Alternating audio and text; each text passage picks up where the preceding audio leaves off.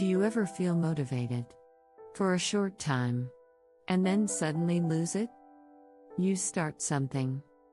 You feel focused. You think, this time is different. And then, the motivation disappears. This happens to many people with ADHD.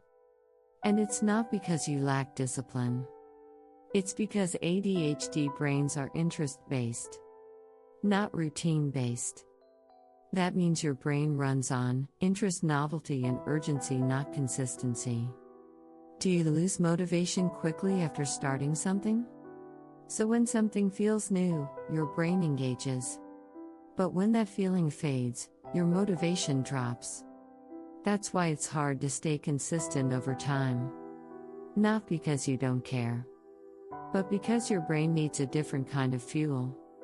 One way to help with this is to reduce how much you rely on motivation. Instead of waiting to feel ready, make the starting point easier, smaller, lower pressure. Because consistency doesn't come from motivation. It comes from making things easier to begin. If you felt frustrated by this, you're not alone. And it doesn't mean there's something wrong with you. Your brain may just be wired to work differently.